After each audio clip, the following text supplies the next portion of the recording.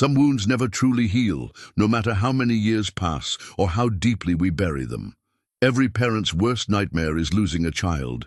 But what happens when an entire community agrees to forget that child ever existed? Levi Stoltzfus had spent 30 years living quietly in his Pennsylvania Amish settlement, following the same routines, keeping the same faith. He worked in his woodshop, attended Sunday services, and tried not to think about the past. But when 7-year-old Anna appeared at his door one evening, tears streaming down her face, everything changed. The words she whispered made his blood run cold. For the first time in decades, this gentle man ran like his life depended on it. What could make an entire community bury such a terrible secret? Before we jump back in, tell us where you're tuning in from. And if this story touches you, make sure you're subscribed, because tomorrow I've saved something extra special for you. The morning sun cast long shadows across the Stoltzfus farmyard, painting the weathered barn boards in shades of amber and gold. Levi had risen before dawn, as was his custom for the past 30 years, moving through the familiar rhythm of chores that had shaped his days since Rebecca's passing. The milk cow lowed softly in greeting, and the chickens pecked at scattered corn with industrious contentment. But today, something felt different in the air, a tension that made the horses in the pasture restless and sent the barn cats scurrying to hidden corners. At 62, Levi carried himself with the deliberate grace of a man who had learned to find purpose in simplicity. His hands, weathered by decades of honest work, moved with practiced efficiency as he completed the morning milking. These same hands had carved cradles for babies who never came, had built coffins for friends who had passed, and had trembled only once, on the day they lowered Rebecca into the earth beside their small stone church. The walk to his woodworking shop took him past the vegetable garden Rebecca had tended with such care. Wild roses now grew where her tomatoes once flourished, their thorny stems reaching through the picket fence like gnarled fingers. He paused there each morning, though he told himself it was merely to check the weather, to gauge the day's promise. By the color of the eastern sky, inside his workshop, the familiar scents of pine shavings and linseed oil welcomed him. This sanctuary had become his refuge, a place where the outside world's complications could be shaped into something useful and beautiful. Along the walls, hand tools hung in perfect order, each chisel, plane, and saw positioned exactly where his father had taught him to place them 40 years ago. The workbench bore the gentle scars of 3 decades of careful craftsmanship, its surface worn smooth by countless hours of patient labor. In the corner, covered by a dust-laden sheet, sat the cradle he had carved during Rebecca's pregnancy. They had been so hopeful then, so certain that God would bless their union with children. The cradle remained unfinished, its rockers sanded but never polished, its sides carved with lambs and flowers that would never soothe a sleeping infant. Some mornings, when the light fell just so, he could almost hear the phantom cry of the child who never was. The settlement of Peaceful Valley stretched across the rolling Pennsylvania countryside like a patchwork quilt of prosperity and tradition. 47 families called this place home, their farms connected by dusty roads and deeper bonds of faith and mutual dependence. Bishop Samuel Yoder had led them for 15 years with a firm but gentle hand, his sermons emphasizing the importance of community unity and God's mysterious ways. The bishop lived in the largest farmhouse, its white-clappered siding and green shutters maintained with the same meticulous care that marked every Amish home in the valley. Levi's neighbors, the Kaufmans, owned the adjacent farm. Ruth Kaufman had been Rebecca's closest friend, and in the years since both women had lost their husbands, she and Levi had developed a comfortable friendship built on shared memories and unspoken understanding. Ruth's practical nature complemented Levi's contemplative spirit, and their conversations over the fence line had become as much a part of his routine as morning prayers. This particular morning, Ruth appeared at the fence earlier than usual. her grey hair neatly tucked beneath her black bonnet, concern etched in the lines around her blue eyes. She carried a basket of fresh eggs, but Levi could tell immediately that neighborly generosity wasn't her primary purpose for the visit. "Good morning, Levi," she called softly, her voice carrying the musical cadence of Pennsylvania Dutch that flavored their English conversations. "I was wondering if you might have seen the Miller family this morning." The Millers had arrived in T-shaped Peaceful Valley just 6 weeks earlier, a young family seeking a fresh start after some unspecified troubles in their previous community. Jacob Miller was a quiet man with prematurely grey hair and eyes that seemed to hold old sorrows. His wife, Sarah, was gentle and soft-spoken, clearly devoted to their daughter, Anna. The little girl had captured the community's hearts with her bright curiosity and infectious laughter, though Levi had noticed she sometimes grew quiet when adults talked, as if she were listening for something only she could hear.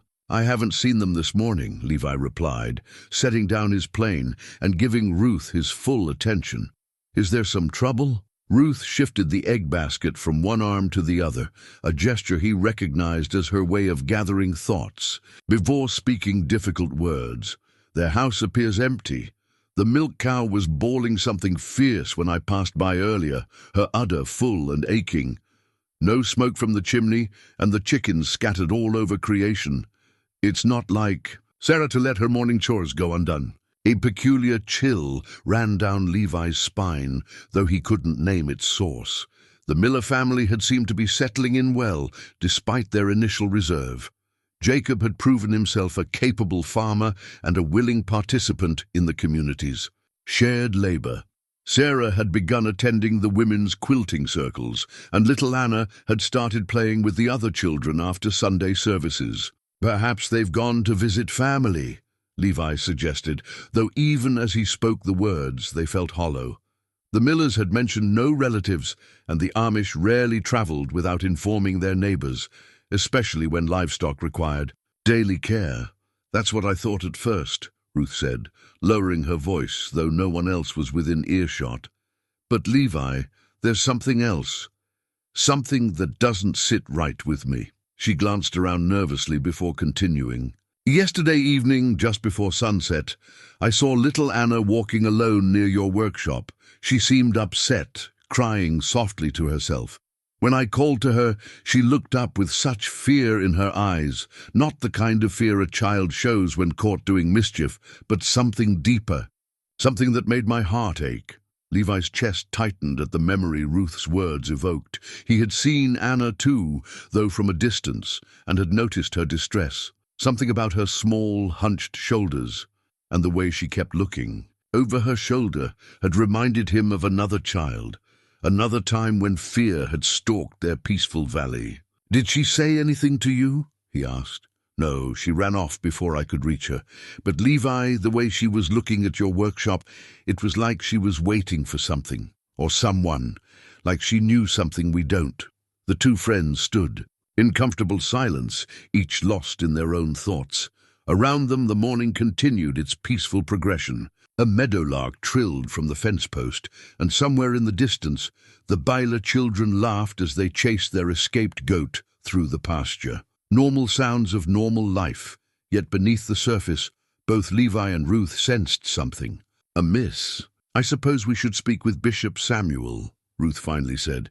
"If the Millers have truly gone, we need to tend to their animals and secure their property."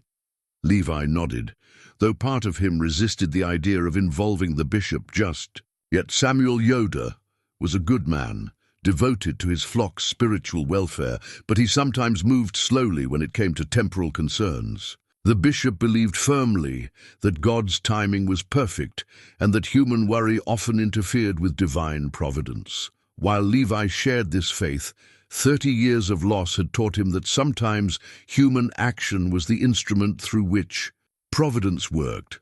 As Ruth prepared to leave, promising to stop by the Miller farm once more before seeking the bishop's counsel, Levi found himself staring toward the small house where the young family had made their temporary home. The white curtains that Sarah had hung in the windows hung motionless in the still air, and the flower boxes she had planted with marigolds and petunias seemed somehow forlorn without her daily attention. The rest of the morning passed in a blur of distracted activity.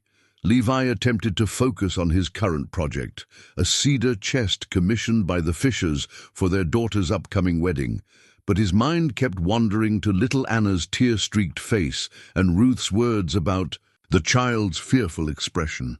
There was something familiar about the situation, something that tugged at memories he had spent years trying to forget. Lunch was a simple affair of cold chicken and fresh bread, eaten standing at his kitchen window where he could watch the road. For any sign of the miller's return, the house felt too quiet, filled with the weight of accumulated solitude. On days like this, Rebecca's absence seemed particularly acute, as if her gentle presence might have known exactly what to do about missing neighbors and frightened children. The afternoon brought visitors. First, Bishop Samuel, his weathered face grave with concern, followed by several other church elders. They gathered in Levi's sitting room, their black hats resting on their knees, their conversation conducted in the measured tones men use when discussing serious matters. Ruth Kaufman has shared her concerns about the Miller family. Bishop Samuel began, his voice carrying the authority of years spent shepherding his flock through various crises. I've sent young Amos Byler to check their property more thoroughly. If they have indeed departed without word, we must consider our responsibilities to their abandoned livestock and belongings. The conversation that followed was practical and thorough, covering everything from the care of the miller's animals to the proper storage of their household goods. Yet beneath the surface of these temporal concerns, Levi sensed undercurrents of unease. The other men, Deacon Peter Zook, elder, Jonas Mast, and Farmer Henry Lapp, all seemed to share an unstated worry that went beyond simple neighborly concern. Has anyone considered, Levi finally ventured, that they might not have left voluntarily? The room fell silent. Bishop Samuel's eyes, usually kind and patient, hardened slightly. What do you mean by that, Levi? I mean that a family doesn't simply vanish overnight without reason. Ruth mentioned that little Anna seemed frightened yesterday evening. Perhaps something alarmed them, caused them to flee in haste. Flee from what? Deacon Zook asked. This is one of the safest communities in Pennsylvania. We know everyone within 20 miles, and they know us. What could possibly threaten a young family here? The question hung in the air like smoke from a dying fire. Levi felt the weight of 30 years pressing against his chest, memories of another time when a child had been afraid, when questions had gone unanswered, when the community had chosen silence over investigation. I don't know, he admitted quietly, but I think we should find out. As evening approached and the visitors departed, Levi found himself standing in his workshop doorway, watching the sun sink toward the western hills. The air had grown cooler, carrying the scent of approaching autumn and the promise of early frost.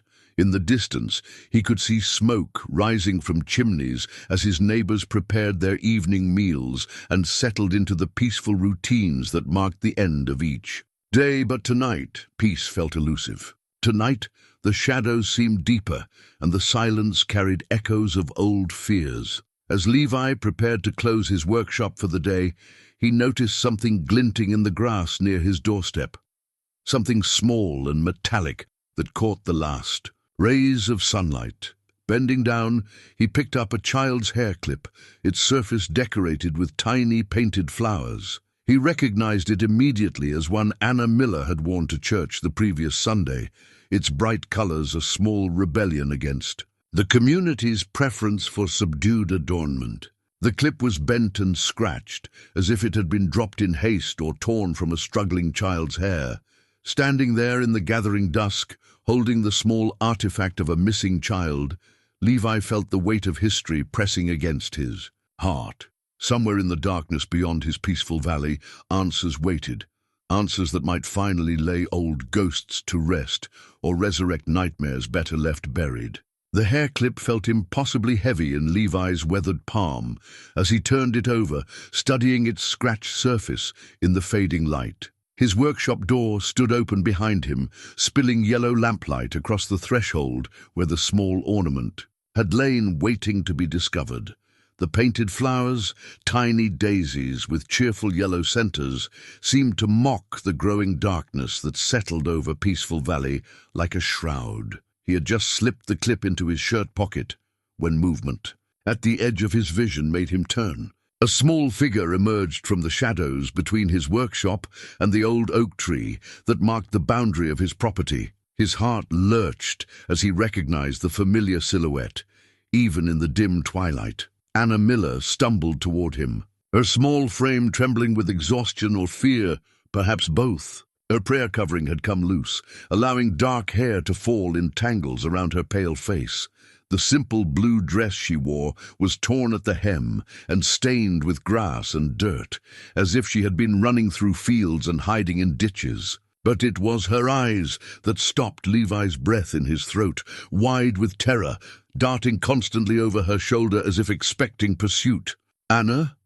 His voice came out as barely more than a whisper. "Child, what are you doing here? Where are your parents?" She approached him with the cautious steps of a wounded animal, close enough now that he could see tear tracks on her dirt-stained cheeks. Her small hands clutched something tightly against her chest, a wooden toy horse, crudely carved but clearly crafted with love. The sight of it sent an icy shock through Levi's system, recognition hitting him like a physical blow.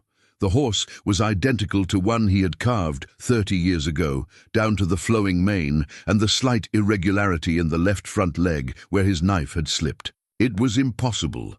That horse had been buried with its owner, placed gently in small hands that would never play again. Yet here it was, clutched in the desperate grip of another frightened child. Anna looked up at him with eyes far older than her 7 years, eyes that held knowledge no child should possess. When she spoke, her voice was barely audible, a whisper that seemed to come from the depths of a nightmare. "The man in the barn says he knows about Samuel." The world tilted beneath Levi's feet. The name hit him like a sledgehammer to the chest, driving the air from his lungs and sending his heart into a frantic rhythm that made his vision blur at the edges. Samuel, his son's name, spoken by this terrified child who couldn't possibly know, who shouldn't know, about the boy who had vanished 3 decades ago into the darkness beyond the Peaceful Valley. "What did you say?" The words came out as a strangled gasp. "The man in the barn," Anna repeated, her voice growing more urgent, more frightened. "He has pictures of Samuel. He says—" Her small voice broke, and fresh tears spilled down her cheeks. "He says he's been waiting for you to remember." Levi's hands began to shake, the tremor starting in his fingertips and spreading up his arms until his entire body felt as though it might come apart. 30 years of carefully constructed peace, 30 years of accepted loss and learned resignation crumbled in an instant. The hair clip in his pocket seemed to burn against his chest, and the wooden horse in Anna's hands appeared to pulse with malevolent life. Without conscious thought, he began to run. His legs, unused to anything more strenuous than the measured pace of farm work, carried him across the yard with a desperation he hadn't felt since the night Samuel disappeared. Behind him, Anna called out. Whether in fear or warning, he couldn't tell. The sound of his own heartbeat thundered in his ears, drowning out everything except the echo of those impossible words. "The man in the barn says he knows about Samuel." The Kaufman farm lay a quarter-mile down the dusty road, but Levi covered the distance in what felt like seconds. Ruth's kitchen window glowed warmly in the darkness, and he pounded on her door with enough force to rattle the frame. When she opened it, her face immediately creased with alarm at the sight of his wild expression and heaving chest. "Levi, what in heaven's name—" "Anna!" he gasped, still struggling to catch his breath. "She's at my workshop. The Miller girl, she's alive, but something terrible has happened. We need to get Bishop Samuel. We need to—" "Slow down," Ruth commanded, her practical nature taking control of the situation. "Take a breath and tell me clearly what's happening." But before Levi could organize his scattered thoughts into coherent words, the sound of hoofbeats echoed from the road. A horse and buggy approached at dangerous speed, the animal's sides foam-flecked and heaving. Bishop Samuel held the reins, his usually composed face etched with unprecedented urgency. "Ruth! Levi!" he called as he brought the buggy to a sliding. "Stop! Thank God you're both here. Have you seen the Miller child? There's been—" He stopped abruptly, his eyes fixing on Levi's stricken expression. "What do you know about this?" "Anna came to my workshop," Levi managed to say. "She's terrified, and she said something about a man in a barn. Bishop, she mentioned Samuel." The effect of the name on Bishop Samuel was immediate and profound. The color drained from his weathered face, and his hands tightened on the reins until his knuckles showed white in the lamplight spilling from Ruth's doorway. For a long moment, none of them spoke, the silence heavy with the weight of shared memory and long-buried grief. "That's impossible," the bishop finally whispered. "No one speaks of Samuel. No one remembers—" "Someone remembers," Levi interrupted, his voice gaining strength as shock gave way to determination. "Someone has been remembering for 30 years, and now they have Anna." Ruth looked between the two men, confusion and growing, alarm warring on her face. "Will someone please tell me what's happening? Who is Samuel, and what does he have to do with the Miller family?" The question hung in the air like an accusation. Levi realized with a start that Ruth had come to their community after Samuel's disappearance, during the time of enforced silence, when speaking the boy's name had become an unwritten taboo. She knew nothing of the tragedy that had shaped the past 3 decades of his life. "Samuel was my son," Levi said quietly, the words feeling strange on his tongue after so many years of silence. "He disappeared 30 years ago when he was 6 years old. We searched for weeks, but we never found him.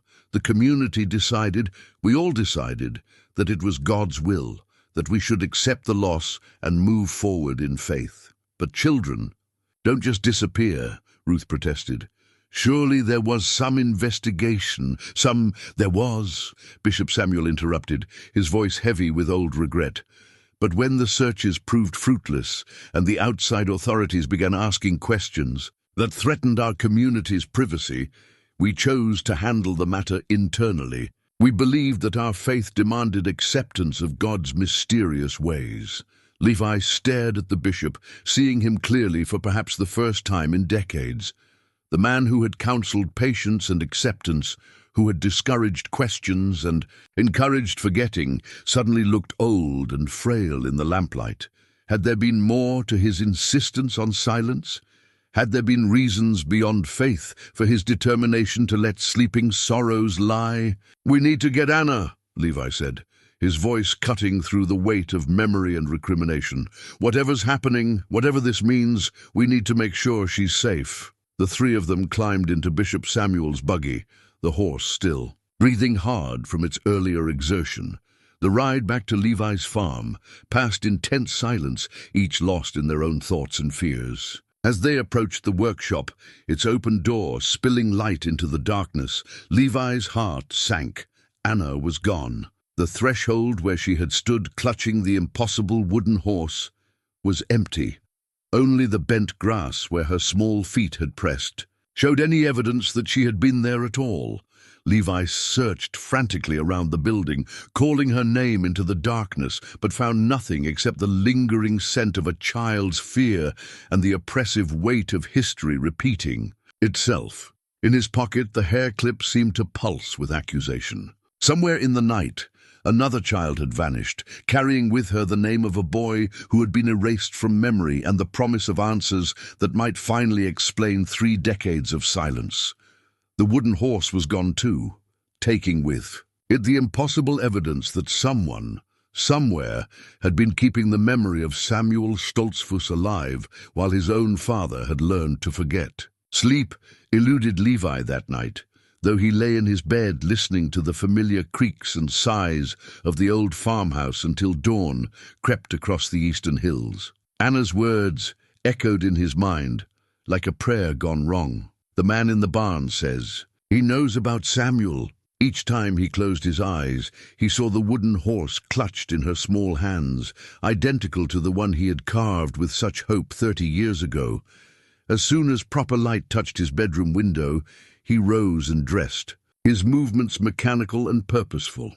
The community would wake soon, and there would be questions he wasn't sure he was ready to answer. But first, he needed to search for something he had convinced himself no longer existed. The farmhouse held 30 years of accumulated solitude, each room bearing witness to the slow erosion of hope. Rebecca's sewing basket still sat in the corner of the sitting room, her thimble resting beside a half-finished quilt that would never warm a grandchild's bed. Her reading glasses lay folded on the kitchen table where she had left them the morning of her final illness, and her coffee cup, the one with the small chip on the handle, remained in the cabinet, unused but treasured. But it was their bedroom that held the deepest memories, and perhaps the answers he sought. Levi stood in the doorway for a long moment, gathering courage for what felt like a violation of sacred space. The room had remained largely unchanged since Rebecca's death, her hairbrush still on the dresser, her wedding dress preserved in the cedar chest at the foot of their bed. He began his search methodically, starting with the obvious places: dresser, drawers, the bedside table, the small trunk where Rebecca had kept her few treasures. His hands moved with reverent care through fabrics that still held the faint scent of lavender and letters from distant relatives tied with faded ribbon. But it was in the deepest drawer of her dresser, beneath carefully folded winter nightgowns, that his fingers found something unexpected. A small leather journal, its cover worn smooth by handling, lay hidden where only the most deliberate search would discover it. Levi lifted it with trembling hands, recognizing immediately Rebecca's careful script on the cover: Prayers and Concerns, 1994. The year Samuel disappeared. His legs suddenly felt unsteady, and he sank onto the edge of their bed, the journal, heavy as a stone in his lap. For 30 years, he had believed he and Rebecca had shared everything: their hopes, their fears, their grief. The discovery of this hidden record of her most private thoughts felt like a betrayal, even as he understood her need for a place to voice concerns too terrible for spoken words. The first entry was dated 3 months before Samuel's disappearance. Dear Lord, I am troubled by dreams that come more often now. In them I see our Samuel playing alone by the creek, and there is a shadow watching from the trees. When I wake, my heart pounds as if I have been running, and I cannot shake the feeling that these dreams are more than my mother's fears taking. Shape in sleep. Grant me wisdom to know when worry serves your purpose, and when it springs from doubt of your protection. Levi's breath caught in his throat. Rebecca had never mentioned troubled dreams, never spoken of shadows or fears beyond the normal concerns of any mother. He turned the page with hands that shook, despite his efforts to remain steady. Samuel asked today why the dark man only watches him when Papa is away at market. I assured him there was no dark man, that shadows sometimes look like people when we are not paying close attention. But tonight, as I write these words, I wonder if I have dismissed too quickly what a child's eyes might see more clearly than mine. Perhaps tomorrow I will walk the boundaries of our property just to ease my mind. Entry after entry revealed a growing pattern of concern. Rebecca had documented Samuel's increasingly frequent mentions of someone watching him, his reluctance to play alone outside, his questions about why some men wore different clothes and drove cars instead of buggies. Most troubling were her records of strange occurrences: their dog barking frantically at empty shadows, finding unfamiliar footprints near the barn, discovering Samuel's toys moved from where he had left them. I spoke with Bishop Samuel today about my concerns, read an entry from 2 weeks before the disappearance. He assured me that God watches over our children and that a mother's fears often magnify innocent happenings into threats. He reminded me that our Samuel is imaginative, that children sometimes create stories to explain things they do not understand. But when I mentioned the footprints, the bishop's expression changed. He asked me not to speak of such things to others, as worry spreads like wildfire and can damage the peace of our community. I promised to trust in God's protection, but my heart remains heavy. The final entries, written in the days immediately before Samuel vanished, revealed Rebekah's growing desperation. Samuel will not play outside alone anymore. When I ask him why, he says the dark man told him it would be their secret, just between them. Lord, I do not know what to make of this. Should I force him outside to play, to overcome what might be childish fears? Or should I trust his instincts and keep him close? Levi believes I coddle the boy too much, that a 6-year-old should not dictate the family's routine. But something in Samuel's eyes speaks of real fear, not mere imagination. The last entry, dated the night before Samuel disappeared, was written in script so shaky it was barely legible. Samuel came to me tonight after we put him to bed. He was crying, saying the dark man had been in his room standing by the window, looking out at Papa's workshop. He said the man told him that soon they would go on a long trip together, just the two of them. I have lit every lamp in the house, and Levi sits up with his rifle across his knees, but we both know that evil does not always announce itself with noise and violence.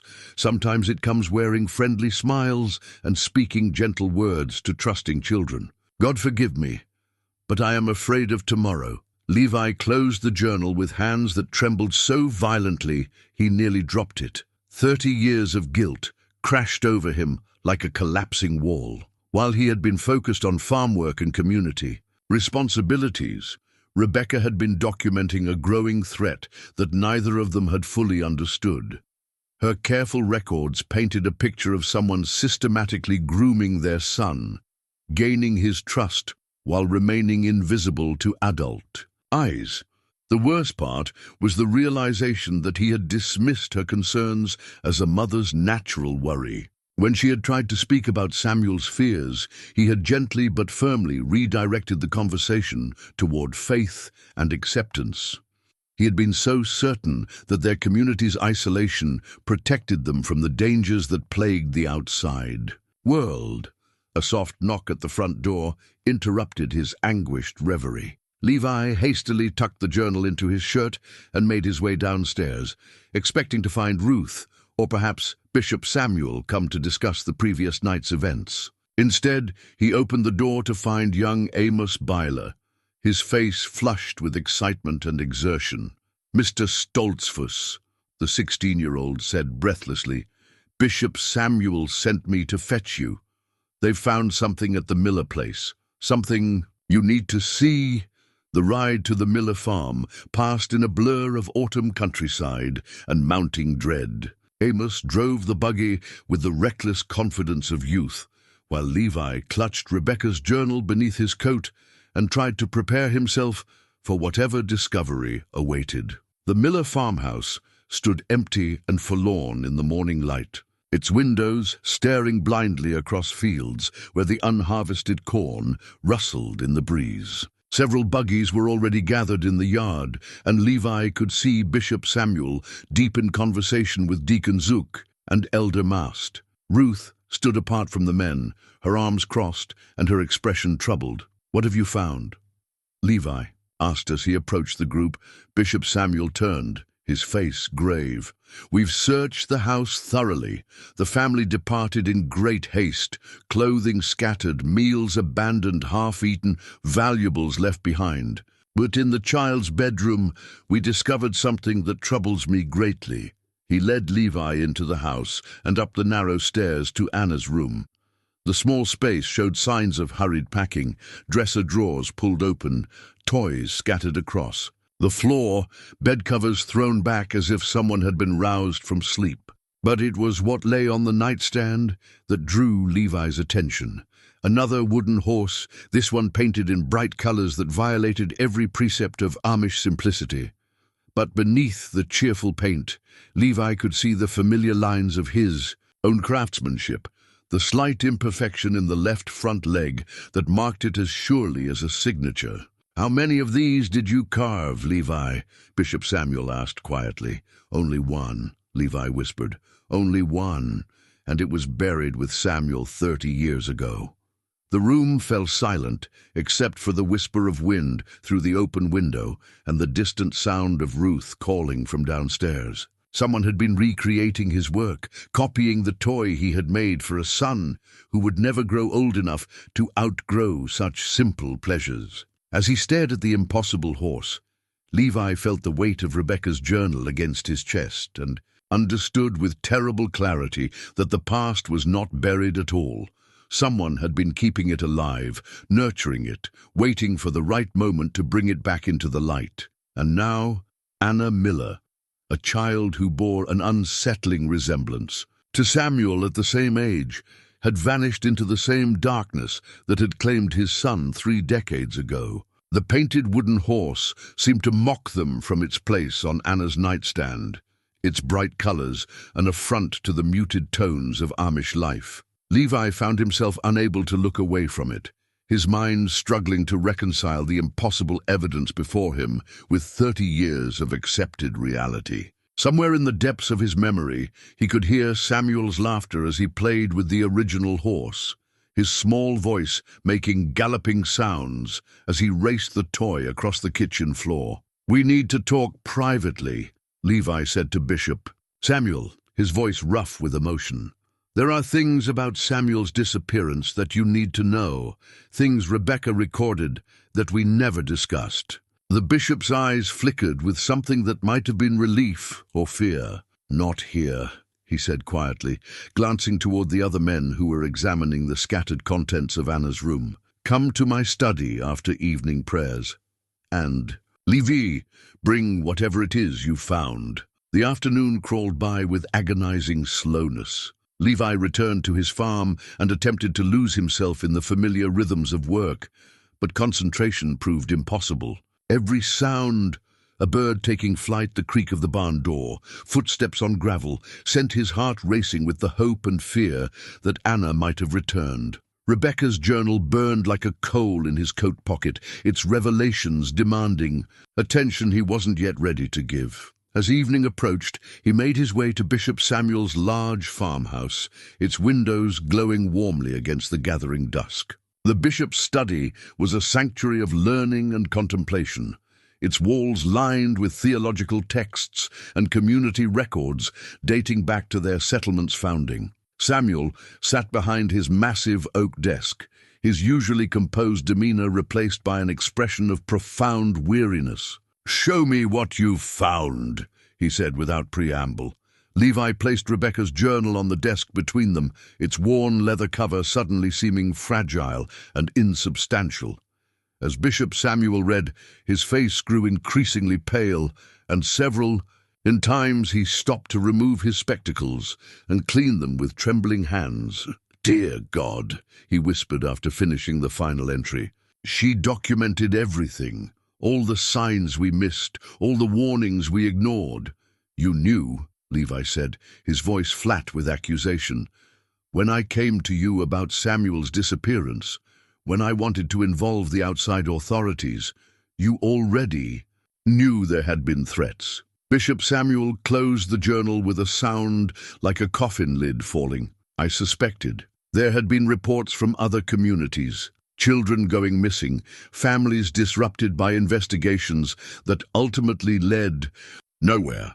I believe that by maintaining our separation from the outside world, by trusting in God's protection, we could avoid such tragedies. But you were wrong." "Yes," the bishop admitted, his voice barely audible. "I was catastrophically wrong. And my pride, my certainty that I knew God's will better than anyone else, cost your family their son." Levi stared at the man who had been his spiritual leader for decades, seeing him with new eyes. "What else did you know? What else did you keep from me?" Bishop Samuel rose from his chair and moved to a locked cabinet in the corner of his study. From it, he withdrew a manila folder, its edges worn from handling. "A month after Samuel disappeared, I received a visit from a detective with the state police. He showed me photographs, missing children from Amish communities across Pennsylvania, Ohio, and Indiana, all boys between the ages of 5 and 8, all taken during times when their fathers were away from home. He opened the folder with hands that shook slightly, revealing a collection of photographs and official documents. Among them, Levi recognized a school picture of Samuel, his 6-year-old face smiling with innocent joy. But there were others, a dozen other young faces, all bearing the distinctive bowl-cut hairstyles and suspender-clad clothing of Amish children. The detective told me they suspected an organized operation targeting our communities specifically. Bishop Samuel continued. Someone who understood our ways, who knew when families would be most vulnerable. He wanted to station officers here, to conduct extensive interviews, to treat our community as a crime scene, and you refused. I told him we would handle the matter internally, that our faith demanded we trust in God's justice rather than man's laws. I believed, God forgive me, I truly believed, that such investigation would bring more harm than good to our people. Levi's hands clenched into fists on his lap. So you chose silence over justice. You chose protecting the community's reputation over finding my son. I chose what I thought was God's will, Bishop Samuel said, though his voice carried no conviction.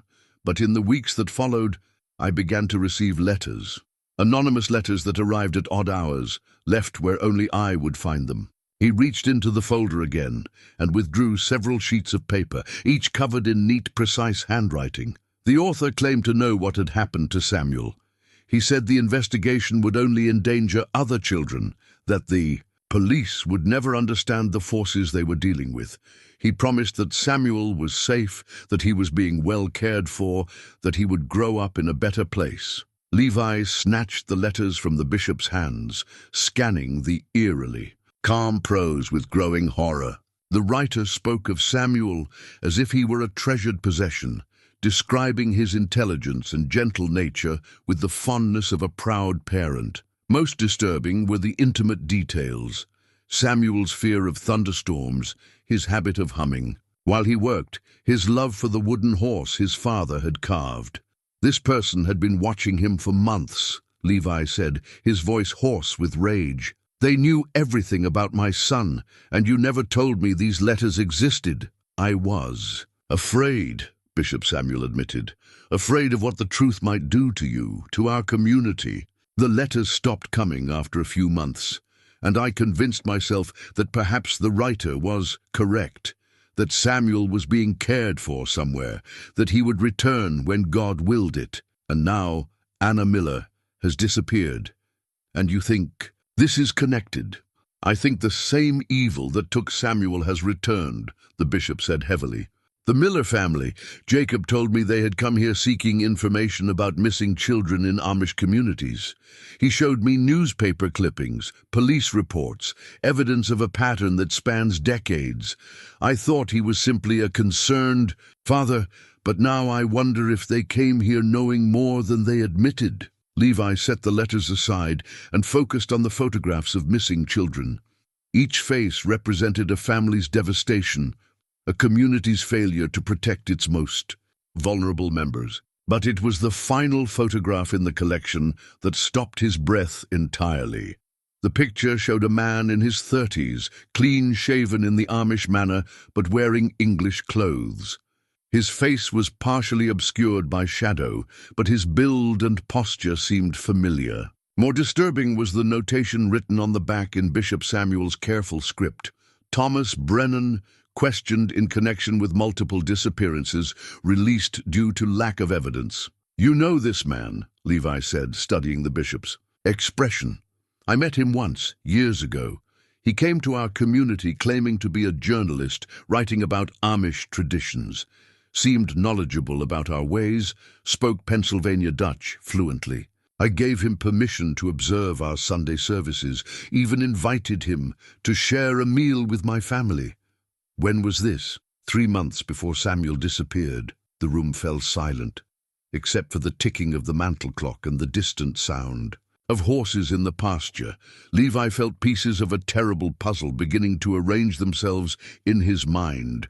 Rebecca's documented fears, the systematic surveillance of their son, the letters promising Samuel was safe somewhere far from home. "There's something else," Bishop Samuel said reluctantly. "Something I discovered only this morning when I searched the Miller house more thoroughly." He reached into his desk drawer and withdrew a modern cell phone, its black surface alien among the traditional furnishings of the Amish home. "I found this hidden beneath the floorboards in Anna's room. It contains messages, voice recordings that make me believe the Miller family came here for a very specific purpose." Levi stared at the device as if it were a poisonous snake. Technology was forbidden in their community, a barrier against the corrupting influences of the outside world. Yet this small machine might contain the answers he had sought for 30 years. "Have you listened to the messages?" "Only the first one. It was enough to convince me that everything we believed about Samuel's disappearance was wrong." Bishop Samuel activated the phone with practiced movements that suggested this wasn't his first encounter with such devices. The screen illuminated, showing several recorded messages dated over the past month. He selected the earliest recording and pressed play. A man's voice filled the study, speaking in careful, measured tones. "This is Jacob Miller, recording my observations for my daughter's protection. We arrived in Peaceful Valley this morning, and I've confirmed that this is indeed the community where my father was taken 30 years ago. The workshop, where Levi Stoltzfus practices his woodcraft, stands exactly as described in the files we recovered. If something happens to us, if we disappear like so many others, let this record show that we came here seeking truth, not tragedy."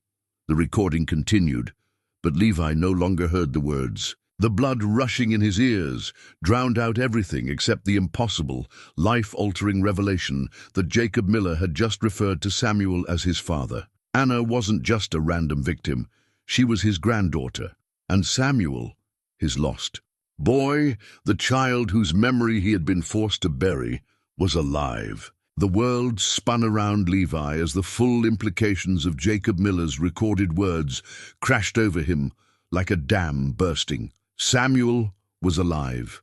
His son, the boy he had mourned for 30 years, whose grave he had visited every Sunday after church, had grown into a man, had taken a wife, had fathered a child. Anna wasn't just another victim, she was his granddaughter, carrying his blood and his son's determination to uncover the truth that had been buried beneath decades of enforced silence. "Play it again," Levi whispered, his voice barely functional. Bishop Samuel's hands trembled as he restarted the recording. This time, Levi forced himself to listen to every word, cataloging each devastating revelation. Jacob Miller had spoken of files we recovered, suggesting an organized effort to document the crimes that had stolen Samuel's childhood. He mentioned seeking truth, not tragedy, indicating that Jacob, had spent years preparing for this return to the community that had failed to protect him. When the recording ended, Levi found himself gripping the arms of his chair so tightly that his knuckles had gone white. "How long have you known?" "I only discovered the phone this morning," Bishop Samuel said, though his eyes wouldn't meet Levi's. "But I began to suspect when I saw the child, Anna. She has Rebecca's eyes." "Your chin." "And Jacob himself, when he stood in the right light, reminded me of someone I once knew. You suspected my son had returned, and you said nothing." The words came out as a growl, 30 years of grief and guilt transforming into something harder and more dangerous. "I hoped I was wrong. I prayed I was wrong. If Samuel had survived, if he had made a life for himself in the outside world, why would he risk returning? Why would he bring his daughter into danger?" The answer seemed obvious to Levi now, burning with the clarity of long-delayed understanding. Because he never forgot. Because someone took everything from him, his family, his childhood, his place in this community, and he came back to make sure it couldn't happen to others. He rose from his chair with sudden purpose, the weight of inaction finally becoming unbearable. I need to see that house again. There must be more evidence, more clues about where they've gone. Levi, it's nearly dark.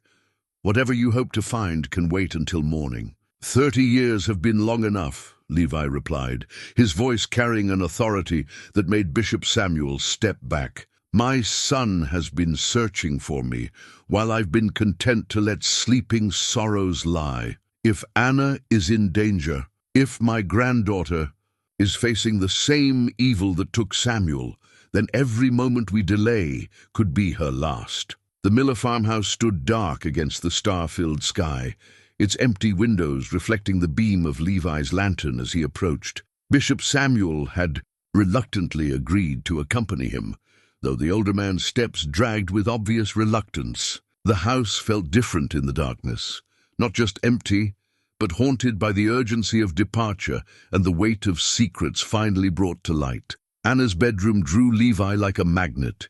He examined every corner with methodical care, running, his hands along the walls, checking beneath the loose floorboard where the phone had been hidden. His fingers found something Bishop Samuel had missed, a small gap between the wall and the baseboards where another object had been concealed.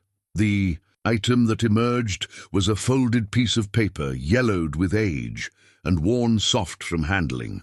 As Levi unfolded it carefully in the lantern light, his breath caught in recognition.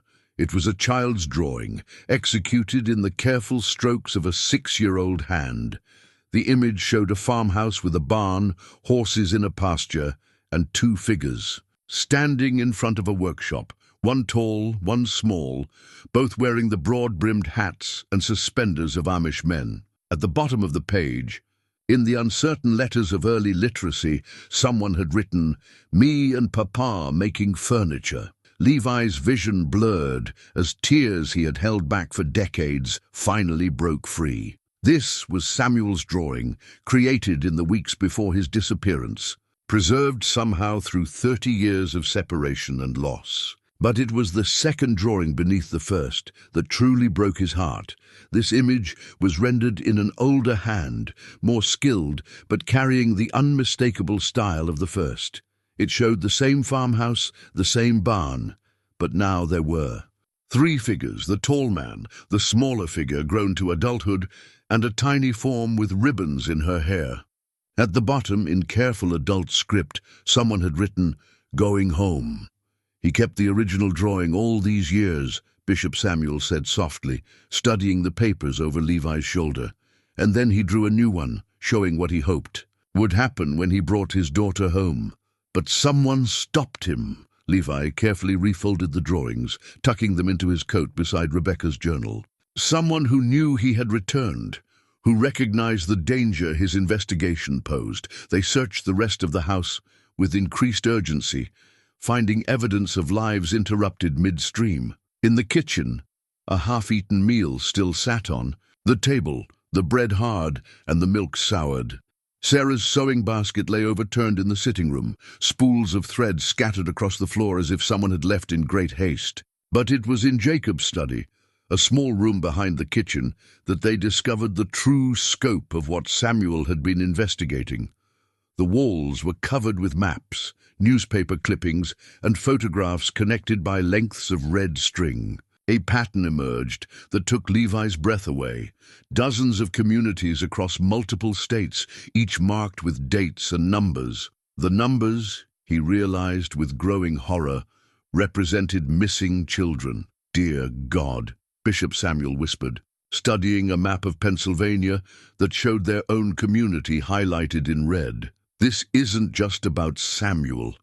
This is about hundreds of children." Articles from newspapers in Ohio, Indiana, and even as far away as Iowa documented disappearances that followed an unmistakable pattern. Rural Amish communities, children between the ages of 5 and 10, families too trusting of outsiders who claimed academic or journalistic interest in their way of life. In many cases, the investigations had been brief and inconclusive, hampered by the community's reluctance to involve outside authorities. At the center of it all was a photograph that made Levi's blood run cold. The image showed Thomas Brennan, the man Bishop Samuel had identified earlier, but he wasn't alone. Standing beside him was another figure, partially obscured by shadow, but clearly someone familiar with Amish customs. The second man wore plain clothes and a straw hat, his face turned away from the camera, but something about his posture and build seemed familiar. "I know him," Levi said, pointing to the shadowy figure. "I can't place him yet, but I've seen him before. Look at this." Bishop Samuel called from the corner, where a desk held more organized files. "Jacob has been tracking Brennan's movements for years. Police reports, witness statements, employment records. He's built a comprehensive case against the man." But as they read through Jacob's meticulous documentation, a terrible picture emerged. Thomas Brennan had died 3 years earlier in a car accident while fleeing police in Michigan. If he was dead, who had taken Anna? Who was continuing the work that had stolen Samuel's childhood and threatened his daughter's future? The answer lay in the final file folder, labeled simply "The Network."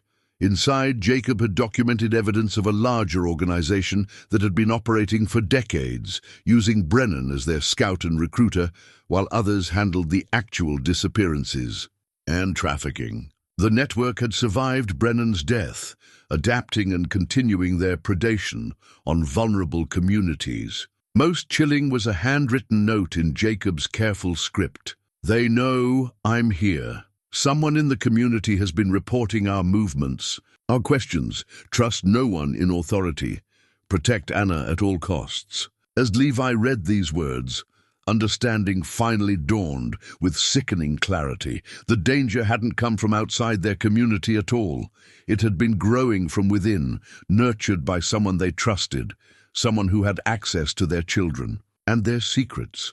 Someone who was still among them, still watching, still waiting for the next opportunity to strike. The lantern flickered as a draft moved through the house, and both men turned toward the sound of footsteps on the front porch. Heavy, deliberate steps that suggested someone who belonged, someone who had every right to be there. "Stay calm," Bishop Samuel whispered, but Levi could hear the fear in his voice. "It's probably just one of the church elders checking on the impropriety." But as the front door opened and closed with confident familiarity, Levi knew with terrible certainty that their midnight investigation had not gone unnoticed. Someone had been watching, waiting for them to discover the truth that Jacob Miller had died trying to expose, and now that someone was coming to ensure that the secrets of Peaceful Valley remained buried forever. The footsteps moved through the house with disturbing familiarity, each creak of the floorboards marking the intruder's progress toward the study where Levi and Bishop Samuel stood, frozen among Jacob's scattered evidence. The beam of Levi's lantern cast dancing shadows on the walls covered with maps and photographs, creating an eerie tableau of 30 years' worth of hidden crimes. "Brother Samuel? Levi?" The voice that called out was warm and familiar, carrying the gentle authority of someone accustomed to being welcomed wherever he went. "I saw the lantern light from the road. Is everything well?" Deacon Peter Zook appeared in the doorway, his tall frame silhouetted against the darkness of the hallway. At 58, Peter had served their community faithfully for over 2 decades, his quiet wisdom and practical nature making him Bishop Samuel's most trusted advisor. His presence should have been comforting, but something in his too casual stance and the way his eyes immediately catalogued the evidence scattered around the room sent ice through Levi's veins. "Peter," Bishop Samuel said, his voice carefully neutral. We were searching for any clue about where the Miller family might have gone." "I see you've found quite a collection," Peter replied, stepping into the room with the confident movements of someone who had every right to be there. His gaze lingered on the photographs pinned to the wall, the maps marked with red circles, the files documenting decades of disappearances. Jacob Miller was a thorough researcher, wasn't he? The casual tone of the statement made Levi's skin crawl.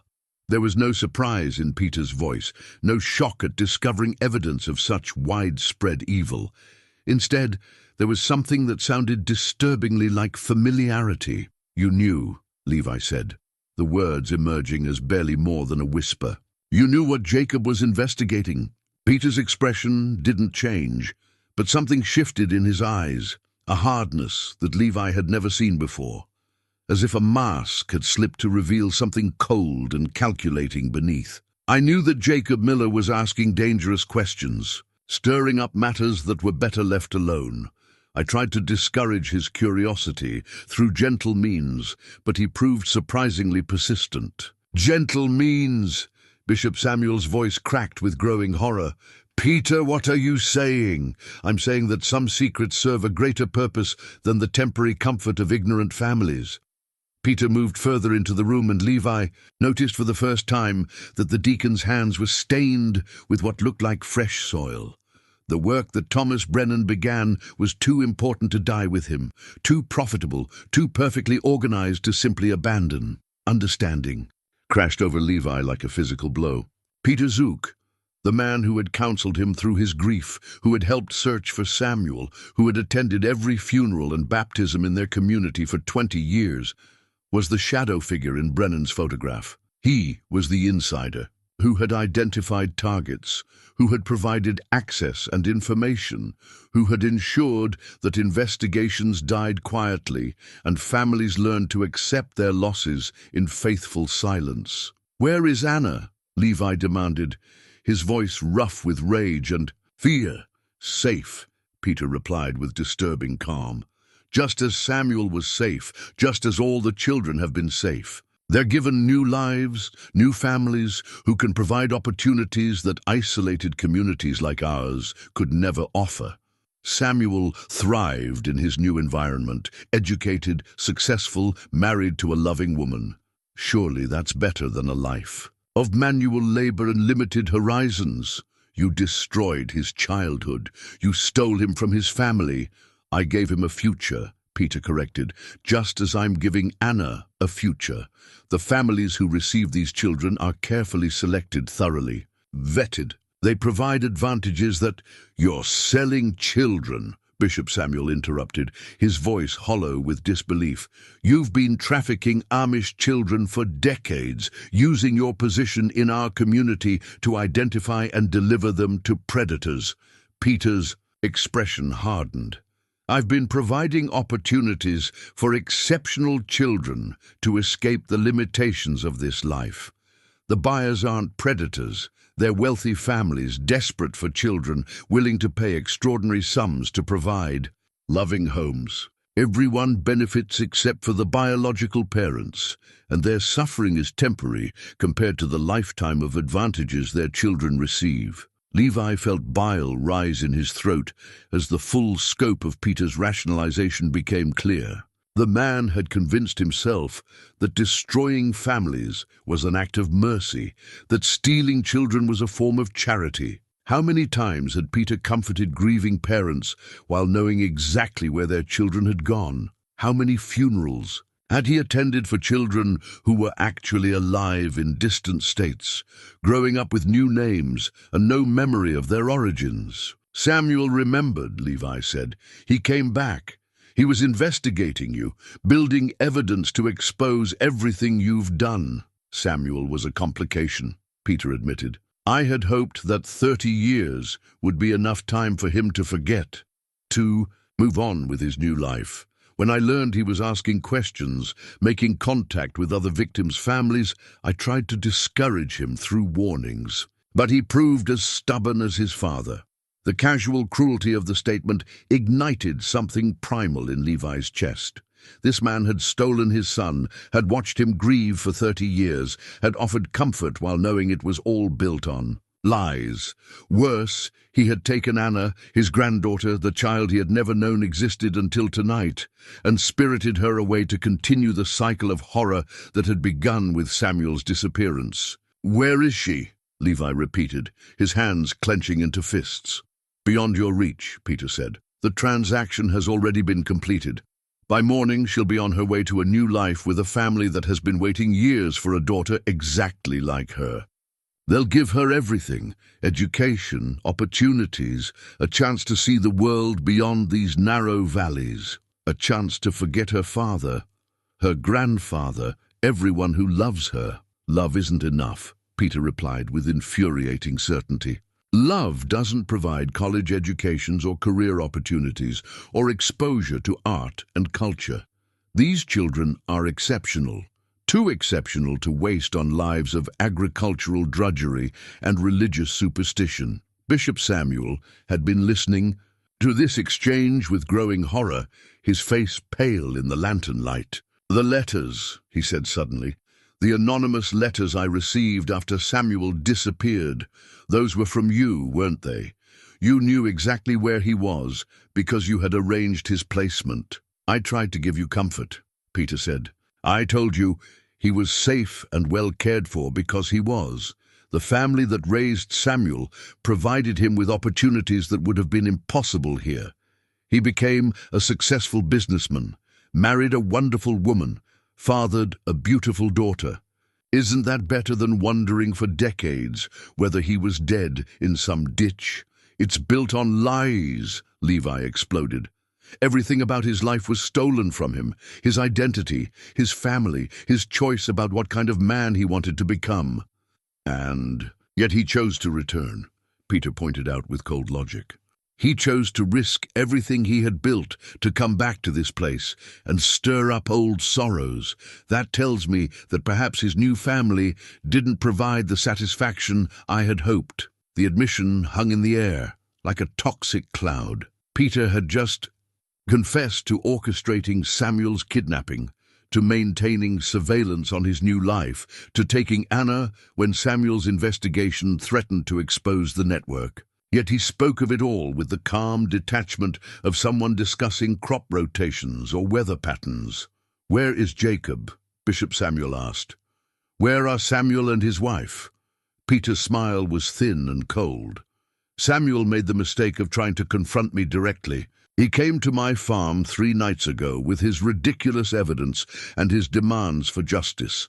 I tried to reason with him, to make him understand that reopening old wounds would help no one. When he refused to listen, when he threatened to involve the authorities, I was forced to take protective measures." The euphemism sent chills down Levi's spine. "What kind of protective measures?" "The kind that ensure the past remains where it belongs," Peter replied. "Samuel and his wife are no longer a threat to the network's operations. And Anna, sweet little Anna, will soon begin a new life where she'll never have to worry about such unpleasant realities." Levi felt the room spinning around him as the implications became clear. Peter hadn't just taken Anna, he had murdered Samuel and Sarah, had killed the son Levi had just learned was still alive. The reunion that should have healed 30 years of grief had been prevented by the same evil that had caused the initial wound. But as rage and despair battled in his chest, Levi noticed something that gave him a spark of hope. Peter had referred to Samuel and Sarah in the past tense, but when speaking of Anna, he had used the future tense. "We'll soon begin a new life," he had said, suggesting that the transaction wasn't yet complete. There might still be time to save his granddaughter, even if it was too late to save his son. The realization filled Levi with a cold determination that surprised him with its intensity. For 30 years, he had accepted loss as God's will, had chosen faith over action, had trusted in divine justice while human monsters operated freely among them. But no more. Tonight, the gentle woodworker who had buried his grief in acceptance would become something harder, something capable of the violence that might be necessary to protect what remained of his family. "It's over, Peter," he said quietly. "Your network, your trafficking operation, your 30 years of stealing children, it ends tonight." Peter's laugh was genuinely amused. "How do you propose to stop something you don't understand? This operation spans 6 states and involves dozens of people at every level. I'm just one small part of a much larger organism. Even if something were to happen to me, the work would continue. Then I'll find every part, Levi replied. I'll tear it all down, piece by piece, until there's nothing left. With what? Your faith, your woodworking tools. Peter's expression turned pitying. You're a simple man, Levi, content with simple answers to complex problems. You have no idea how to fight something like this. But as Peter spoke, Levi's hand found the cell phone in his pocket, the device that contained Jacob's recordings. His evidence, his carefully documented proof of crimes spanning decades. Samuel might be dead, but his work would live on. The investigation he had died trying to complete would become Levi's inheritance and his weapon. We'll see, Levi said, and for the first time in 30 years, his voice carried the promise of retribution. The standoff in the Miller family's study stretched into tense silence, 3 men frozen by the weight of revelations that had shattered 30 years of carefully maintained lies. Peter Zook stood near the doorway with the casual confidence of someone who believed himself untouchable, while Bishop Samuel slumped against the wall as if the full scope of his failures had finally broken something essential inside him. But it was Levi who surprised them all by moving with sudden purpose toward the desk where Jacob's research materials lay scattered. Don't touch anything, Peter warned, his voice carrying a new edge of concern. You have no idea what forces you're dealing with. Levi ignored him, methodically gathering the files and photographs that Samuel, Jacob, had assembled during his investigation. Each document represented months or years of painstaking research, connections made between seemingly isolated tragedies across multiple states. As he worked, Levi's hands moved with the same careful precision he brought to his woodworking, treating each piece of evidence as if it were a delicate joint that might collapse under careless handling. It was while organizing the scattered papers that his fingers found something that made his breath catch. A manila envelope tucked beneath Jacob's desk blotter, sealed but bearing his own name in his son's careful handwriting. The envelope was thick, substantial, as if it contained something more significant than mere documents. Levi Stoltzfus, he read aloud, his voice trembling slightly, to be opened only in the event of my disappearance or death. Peter's expression shifted from confidence to alarm. Whatever that contains, it won't change anything. The network has survived exposure attempts before. We have resources, connections. Be quiet, Levi said, his tone carrying an authority that surprised everyone in the room, including himself. With hands that trembled only slightly, he opened the envelope and withdrew its contents. The first item was a photograph, a recent image showing a man in his 30s with a gentle face that bore an unmistakable resemblance to both Levi and the 6-year-old boy who had disappeared decades ago. Samuel had grown into a man of obvious intelligence and quiet strength, his eyes holding depths of experience that spoke of both suffering and resilience. Beside him stood a woman with kind eyes and graying hair, and between them was Anna, laughing with pure childhood joy. But it was the letter beneath the photograph that truly broke Levi's heart. Dear Papa, I call you that because even after 30 years, even after learning to answer to another name in another life, you have always been Papa in my heart. If you are reading this, then something has happened to prevent me from telling you these things face to face, and for that I am sorrier than words can express. My name is Jacob Miller now, but I was born Samuel Stoltzfus, your son, grandson of Abraham Stoltzfus, great-grandson of Isaac who came to this valley in 1847. I remember everything, your workshop with its smell of wood shavings and linseed oil, Mama's voice singing hymns while she worked in the garden, the wooden horse you carved for my 6th birthday. Most of all, I remember the night I was taken, and I remember the man who took me. For 30 years, I have lived with the knowledge that my childhood was stolen, that my parents grieved for a son who was alive but unreachable. The family that raised me was kind in their way, but they could never replace what was taken. They told me stories about my previous life that made my Amish family sound backward and limiting, but I never forgot the truth of love and belonging that I experienced in your home. 3 years ago, I hired a private investigator to find my origins. What we discovered was a network of human trafficking that has operated for decades, targeting Amish communities specifically because of their insularity and reluctance to involve outside authorities. The man who took me, Thomas Brennan, was just the recruitment arm of a much larger operation that has stolen hundreds of children and sold them to wealthy families desperate to bypass traditional adoption processes. Brennan died in 2021, but the network survived under new leadership. What's worse, we discovered that the operation has always relied on insiders within target communities, people trusted by families, who can identify vulnerable children and provide access when opportunities arise. Papa, I'm sorry to tell you this, but someone you trust has been working with these people for decades. Someone in Peaceful Valley helped arrange my kidnapping and has likely been involved in other disappearances since then. I've gathered evidence, but I need to be careful. If they realize I'm investigating, they might disappear entirely or worse, target other children preemptively. Anna is the light of my life, but she's also the reason I had to take this risk.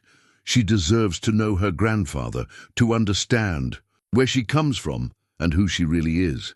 More importantly, she deserves to grow up in a world where children can't simply vanish because someone sees profit in their innocence. I've left detailed evidence of the network's operations in a safety deposit box in Lancaster. The key is taped beneath the bottom drawer of this desk.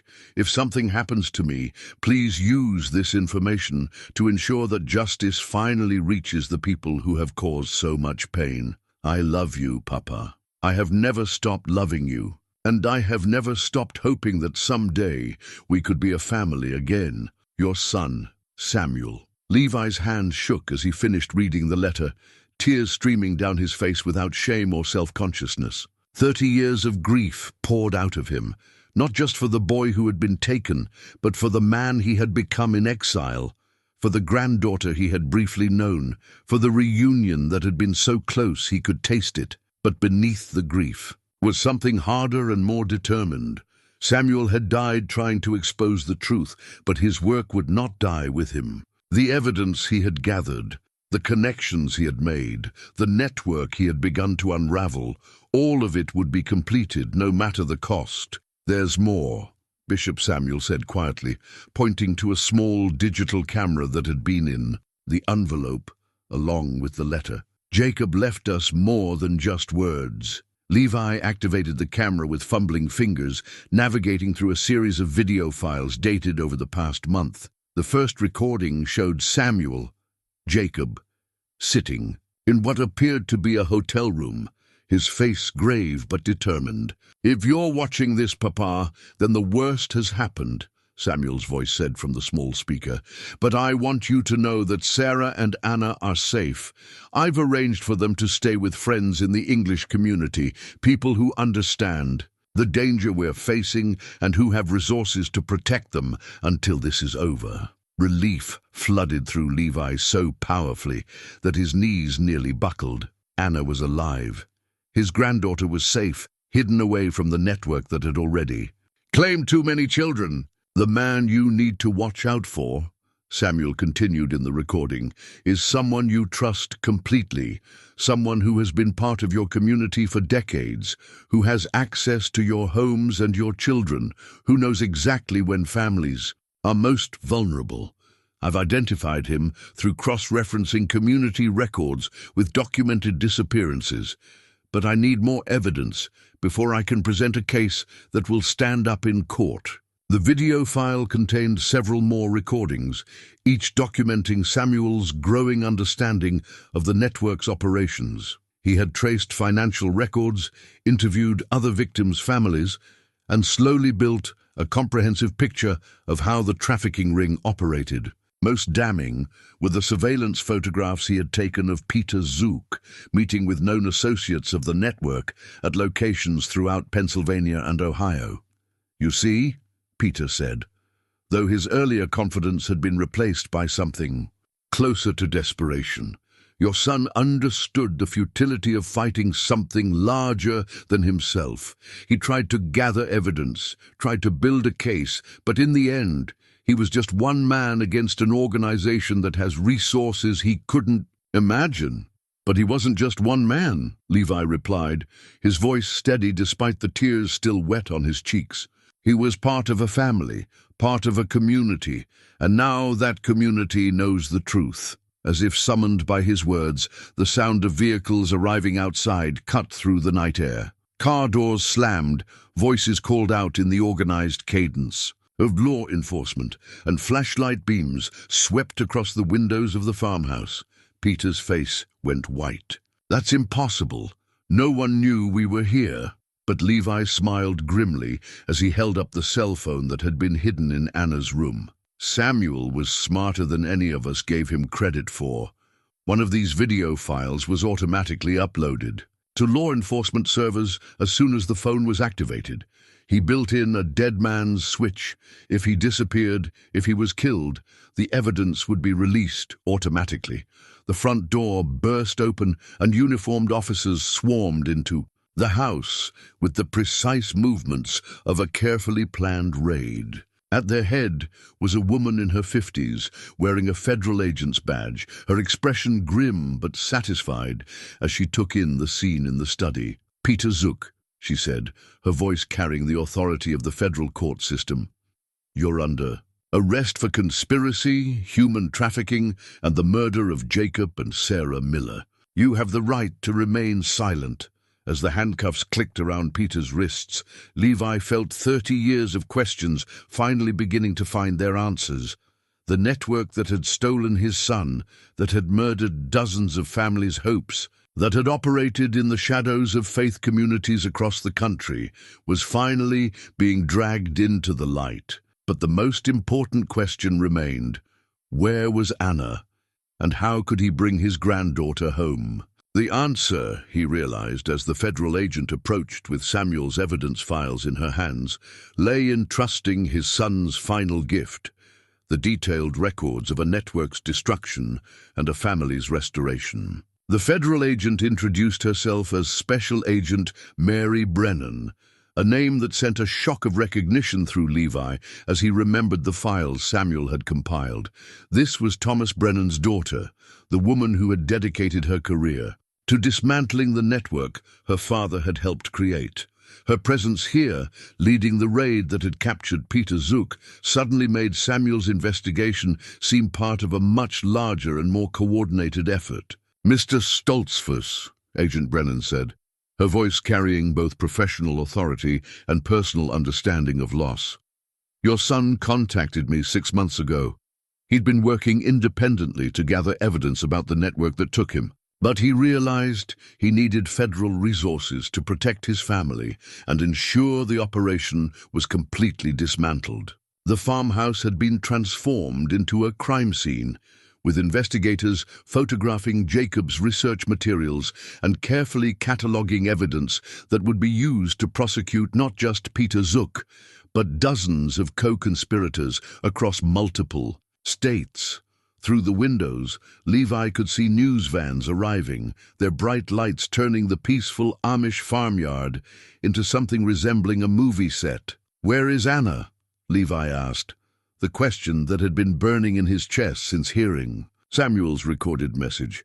"Is my granddaughter safe?" Agent Brennan's expression softened slightly. "She's in protective custody, with a family that specializes in caring for children who've been traumatized by trafficking situations. Your son arranged her placement before he began the final phase of his investigation. He knew the danger was escalating and wanted to ensure she was beyond the network's reach. I want to see her. I understand, and that can be arranged. But Mr. Stoltzfus, there are things you need to know about what we're dealing with here.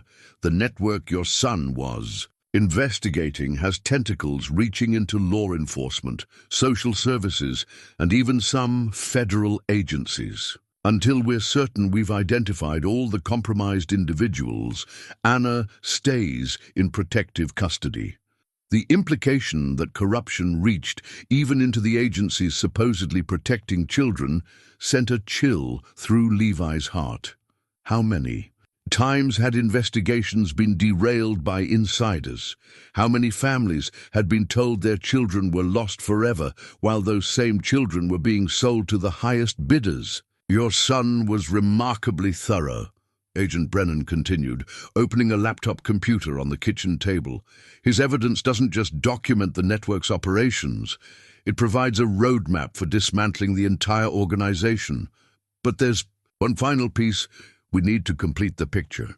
The laptop screen showed a map similar to those Jacob had pinned to the study walls, but this one was interactive, with red dots marking confirmed trafficking incidents and blue dots indicating suspected operations. Pennsylvania alone showed dozens of red dots, each representing a family destroyed by the theft of their children.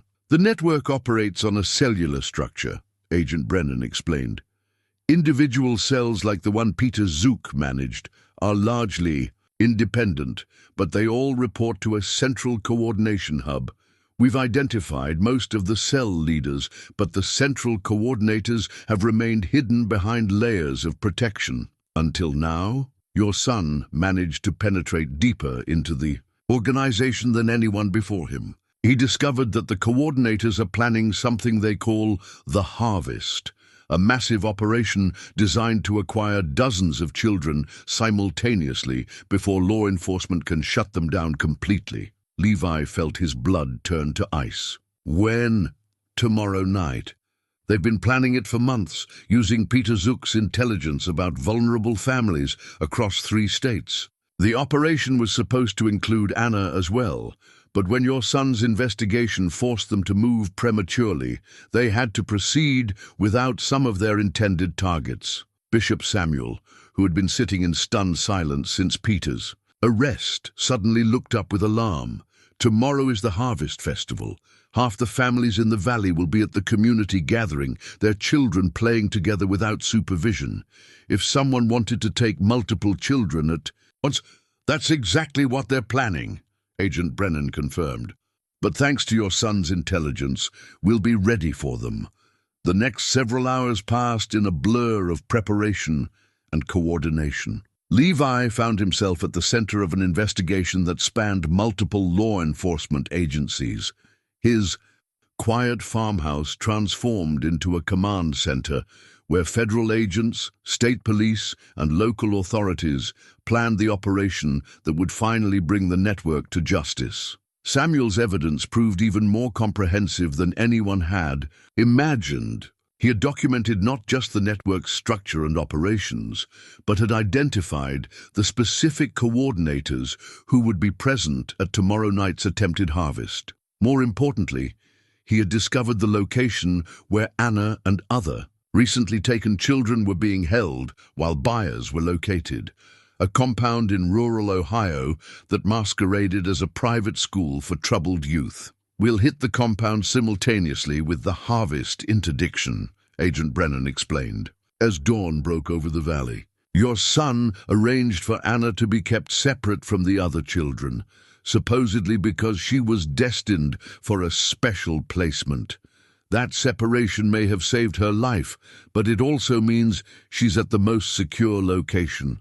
Levi studied the photographs of the Ohio compound, his heart aching at the thought of his granddaughter trapped behind those walls. How many other children were suffering there, stolen from families who might never even know their fate? How many parents across the country were enduring the same grief he had carried for 30 years? I want to be part of the rescue operation, he said quietly. Mr. Stoltzfus, I understand your desire to. Anna has never seen me before last night, and she was terrified then. If she's been traumatized by her captivity, seeing strangers with badges and guns might frighten her even more. But if she sees her grandfather, if she understands that family has come for her, Agent Brennan exchanged glances with her colleagues before nodding slowly. There might be a way to make that work, but you'll need to understand that this operation is extremely dangerous.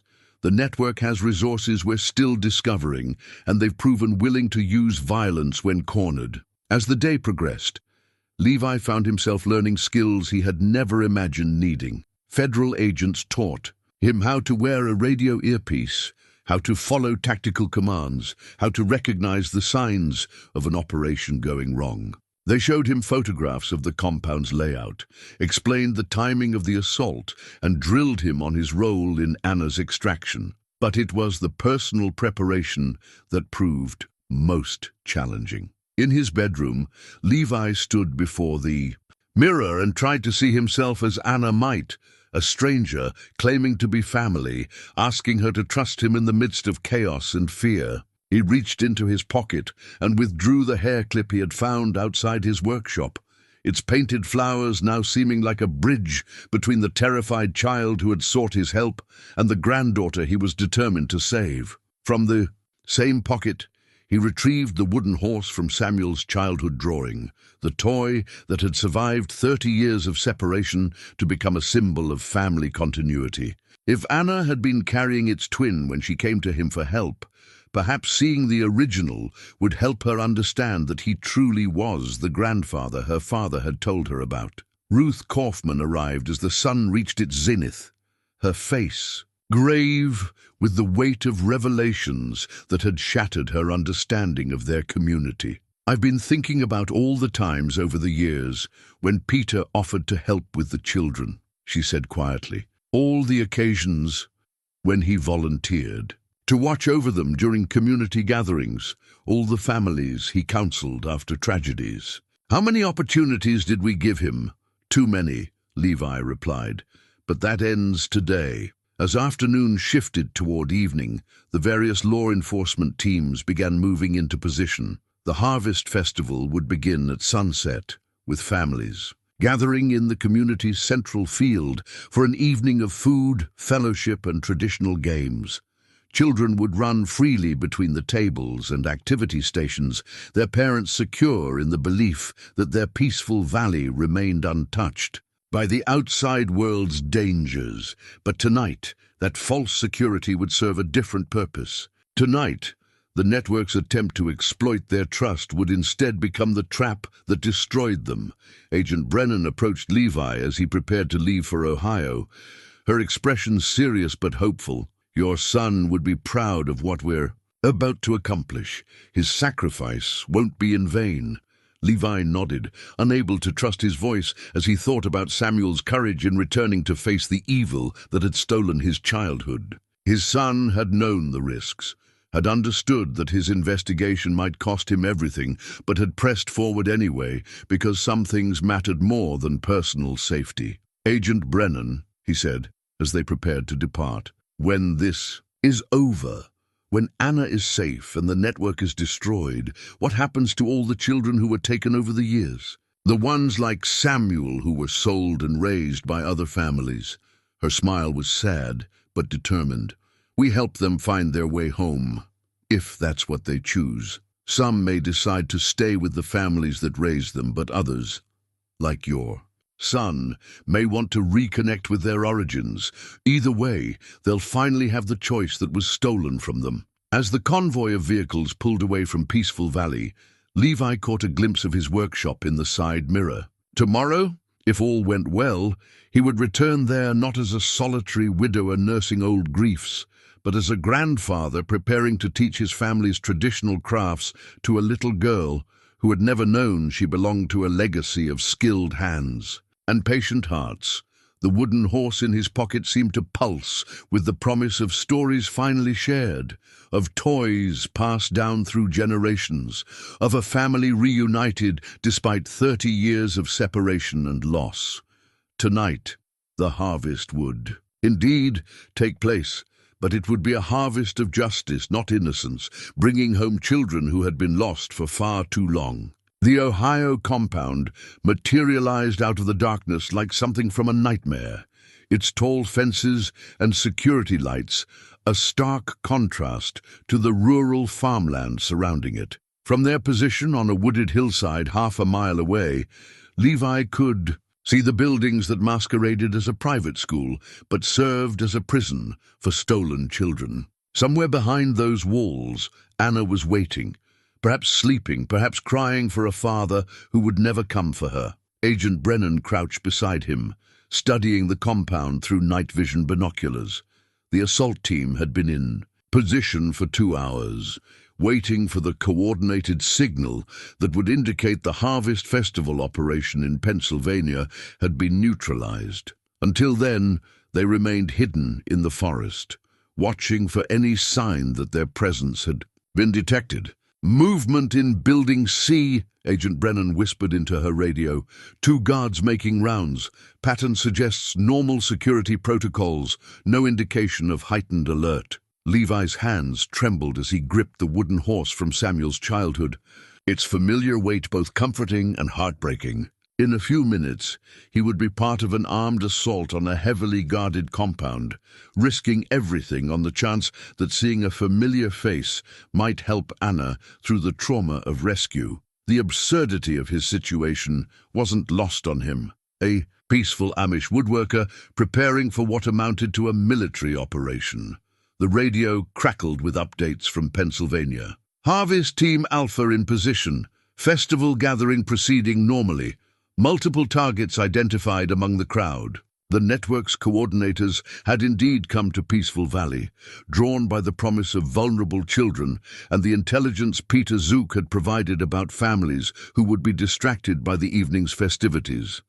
"All units, stand by," came Agent Brennan's voice through the communications network. "Pennsylvania team reports readiness. Ohio team confirms status." "Ohio team ready," replied the tactical commander positioned with the main assault group. "Perimeter secure, entry points identified. Thermal imaging confirms approximately 30 individuals inside the compound. 30 people. Some were undoubtedly guards and administrators, but many would be children, stolen from families across the Midwest, held while buyers were located, their identities systematically erased to prevent them from ever finding their way home. Anna was just the most recent addition to a collection of young lives being treated as commodities. Levi thought about Samuel's letter, about his son's courage in returning to face the evil that had destroyed his childhood. How many sleepless nights had Samuel endured, knowing that other children were suffering the same fate that had befallen him? How had he found the strength to leave his safe life and risk everything to expose a network that had operated in shadows for decades? Papa. The word came to him as clearly as if Anna had spoken it aloud, and for a moment Levi wondered if his imagination was playing tricks on him. But then he heard it again, faint but unmistakable. A child's voice calling for her father through the darkness. "Building D," Agent Brennan said urgently, adjusting her binoculars. "Second floor, third window from the east. Someone's at the glass." Levi took the offered binoculars with hands that shook despite his efforts to remain calm. Through the night vision lenses, he could see a small figure pressed against a barred window, her face pale but determined. Even at this distance, even through the green haze of technological enhancement, he recognized his granddaughter immediately. Anna was alive, alert, and somehow aware that help was coming. "How could she know we're here?" he whispered. "Children who've been through trauma often develop heightened awareness," Agent Brennan replied quietly. "She may have heard something, seen something that indicated change was coming. Or perhaps she's simply hoping." The radio crackled again. "Pennsylvania team, go. Repeat. Pennsylvania team is green for go." In Peaceful Valley, federal agents were simultaneously arresting the network coordinators who had come to oversee the harvest operation. Years of planning and careful intelligence gathering were culminating in a single, coordinated strike, designed to cut off the network's head while rescuing its most recent victims. If everything went according to plan, the organization that had operated for decades would be crippled beyond recovery. "Ohio team, you are green for go," came the final authorization. Agent Brennan turned to Levi, her expression serious but determined. "Remember, stay behind the tactical team until the building is secure. When we reach Anna's location, let me go in first to assess her condition. She may be injured, drugged, or too traumatized to understand what's happening." Levi nodded, though every instinct screamed at him to rush directly to his granddaughter's aid. 30 years of wondering, 30 years of grief, and now minutes away from holding the child he had never known existed. The weight felt unbearable. The assault began with the swift, coordinated precision of a military operation. Tactical teams moved through the darkness like ghosts, neutralizing perimeter guards and cutting through fences with tools that barely whispered in the night air. Levi followed Agent Brennan as they approached Building D, his heart pounding with anticipation and terror. "Federal agents, nobody move!" The shouts echoed from multiple buildings as the compound erupted into chaos. Lights blazed on, alarms wailed, and the sound of running footsteps filled the night air as guards and administrators found themselves surrounded by law enforcement. Inside Building D, Agent Brennan led the way up a narrow staircase toward the second floor where Anna waited. The building smelled of industrial disinfectant and despair, its institutional hallways lined with doors that bore small windows reinforced with wire mesh. Through those windows, Levi caught glimpses of other children, some sleeping, some cowering in fear, all bearing the hollow expressions of young lives that had been systematically broken. "Room 237, Agent Brennan called, stopping before a door marked with a handwritten index card.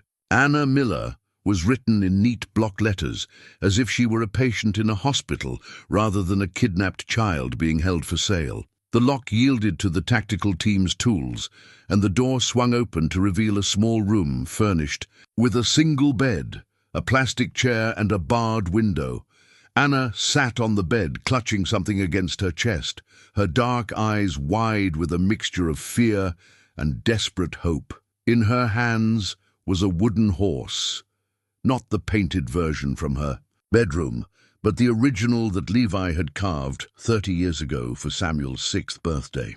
Somehow, impossibly, she had the very toy that should have been buried with its owner decades ago, proof that the network's cruelty extended even to preserving trophies of their crimes. "Anna," Levi said softly, stepping carefully into the room, as Agent Brennan secured the area.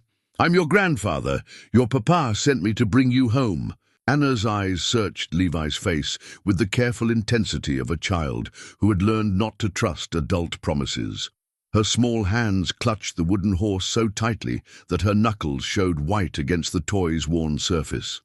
For a moment, that felt like eternity, grandfather and granddaughter studied each other across the small room that had been her prison. "Papa said you made horses," she whispered finally, her voice barely audible above the distant sounds of the raid continuing.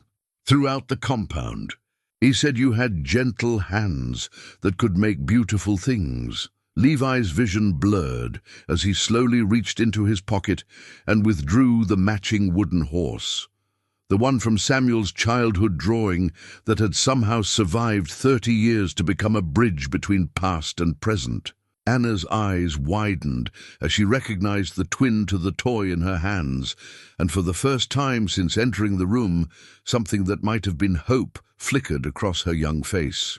"Your papa was right," Levi said, kneeling down to bring himself to her eye level. "I made that horse for him when he was just a little older than you are now. He used to make it gallop across the kitchen table while your grandmother cooked breakfast. The bad men said Papa was dead," Anna said, tears beginning to flow down her cheeks. "They said Mama was dead too, and that nobody was coming for me. They said I would forget them and be happy with a new family." The casual cruelty of the lie sent rage coursing through Levi's veins, but he forced his voice to remain gentle and steady. "I know, sweetheart, but you're safe now. We're going to take you home." Behind him, Agent Brennan was coordinating with the medical team that would evaluate Anna's condition and ensure she hadn't been harmed during her captivity. The compound's systematic abuse of children extended far beyond simple kidnapping. Many victims were drugged to make them compliant, subjected to psychological conditioning designed to erase their memories of family and home. The fact that Anna still remembered her parents, still clutched the wooden horse that connected her to her heritage, suggested either remarkable resilience or merciful brevity in her captivity. "Grandpa!" The word came out as a question, as if Anna were testing how it felt to speak the title she had never been allowed to use. "Papa told me about you. He said you lived in a place where horses pulled buggies and people made things with their hands instead of machines." "That's right, and if you want, when you're ready, I'll show you how to carve your own horse. Your papa was very good at woodworking when he was young. You might have inherited his gift." For the first time since they had entered the room, Anna released her death grip on the wooden horse and extended one small hand toward Levi. Her fingers were cold and trembling, but when he gently took her hand in his own, she didn't pull away. "Can we go home now?" she asked. "Yes, sweetheart, we can go home." The extraction from the compound proceeded with the same precision that had marked the assault. Anna clung to Levi's hand as they made their way through corridors filled with federal agents documenting evidence and processing the dozens of children who had been held captive. Some of the other children were older, their eyes holding the hollow emptiness of young people who had been broken by years of captivity and conditioning. Others were newer acquisitions, still crying for parents they might never see again. But as they passed through the compound's main building, Levi saw something that filled him with hope. Teams of social workers and child psychologists who specialized in trafficking cases, already beginning the delicate work of helping these stolen children understand that their nightmare was ending. Each child would need months or years of careful rehabilitation, but tonight marked the beginning of healing for dozens of families who had never stopped hoping. Outside, the Ohio countryside stretched under a canopy of stars that seemed impossibly bright after the artificial lighting of the compound. Anna tilted her head back to study the night sky, and Levi realized she might never have seen stars without the interference of security lights and barred windows. "Papa used to tell me stories about the stars," she said quietly. "He said that even when people are far apart, they can look at the same stars and feel connected." "Your papa was a very wise man," Levi replied, his voice thick with emotion. "He loved you very much, and he would be so proud of how brave you've been." Agent Brennan approached as they reached the waiting vehicles, her expression reflecting both the satisfaction of a successful operation and the sadness of justice that had come too late for some. "Mr. Stoltzfus, Anna will need to be medically evaluated and debriefed, but the psychologists believe she's in remarkably good condition, considering what she's been through. Her captivity was relatively brief, and it seems the network was keeping her in better conditions because they had a specific buyer lined up. What happens now? Now we begin the work of reuniting families and prosecuting the people responsible for this horror. The evidence your son gathered, combined with what we've recovered tonight, should be enough to dismantle the entire network and ensure that the coordinators spend the rest of their lives in prison." As they drove away from the compound, Anna fell asleep against Levi's shoulder, still clutching both wooden horses, one from her father's childhood, one that had somehow found its way to her during the darkest period of her young life. In her sleep, she murmured words in Pennsylvania Dutch, the language of her heritage that she had never been taught but somehow remembered from her father's bedtime stories. For the first time in 30 years, Levi Stoltzfus was bringing a child home to Peaceful Valley. The circle of loss and grief that had begun with Samuel's disappearance was finally closing, not with the reunion he had dreamed of, but with the precious responsibility of raising the granddaughter his son had died protecting. The harvest was complete, and the healing could begin. 6 months later, The sound of laughter echoed through Levi's workshop for the first time in 30 years. Anna sat perched on a tall stool beside his workbench, her small hands carefully guiding a child-sized plane across a piece of cedar under his watchful supervision. Wood shavings curled away from the blade in perfect spirals, and the air was rich with the scent of sawdust and linseed oil, the perfume of creation that had filled this space for 3 generations of Stoltzfus craftsmen. "Like this, Grandpa?" she asked, her Pennsylvania Dutch pronunciation improving with each passing day. The language had come back to her with surprising speed, as if the words her father had whispered during bedtime stories had been lying dormant, waiting for the right moment to bloom. "Perfect," Levi replied, his weathered hands steady as he helped her maintain the proper angle. "You have your papa's touch with wood." He could feel what the grain wanted to become, just like you're doing now. The rocking chair, taking shape beneath Anna's careful attention, would be the first piece of furniture she had ever created, but Levi suspected it wouldn't be the last. Her natural aptitude for woodworking was remarkable, matched only by her determination to master every technique he showed her. In the evenings, when the day's lessons were done, she would sit in the kitchen sketching designs for toys and furniture with the focused intensity of someone much older. The trauma of her kidnapping had left marks that might never fully heal. But Anna's resilience continued to amaze everyone who met her. Dr. Sarah Chen, the child psychologist who had been working with her since the rescue, attributed much of Anna's recovery to the stability and love she had found in Levi's home. But Levi knew the truth was more complex. Anna was healing because she had finally found the place where she belonged, surrounded by the legacy her father had died trying to preserve. Ruth Kaufman appeared in the workshop doorway, carrying a basket of fresh eggs and wearing the gentle smile that had become increasingly common since Anna's arrival. The relationship between Levi and his neighbor had deepened over the months, built on shared purpose and the joy of watching a traumatized child rediscover trust and happiness. "Anna, dear," Ruth called, "would you like to help me collect vegetables from the garden? I promised Bishop Samuel I'd bring fresh corn for tonight's community dinner." The mention of Bishop Samuel brought a complicated mix of emotions to Levi's heart. The spiritual leader who had guided their community for 15 years had been profoundly changed by the revelations about Peter Zook and the network's infiltration of their peaceful valley. His hair had gone completely white in the months following. The arrests and his sermons now carried themes of vigilance and protection, alongside traditional messages of faith and forgiveness. The bishop had struggled with guilt over his role in enabling the network's operations, his preference for internal resolution over outside intervention having provided cover for Peter's crimes. But gradually, with the support of his congregation and the guidance of trauma counselors brought in by the federal authorities, he had begun to find a new understanding of how faith could coexist with the pursuit of earthly justice. "Can I finish the chair first?" Anna asked, her dedication to completing projects reminiscent of her grandfather's methodical approach to craftsmanship.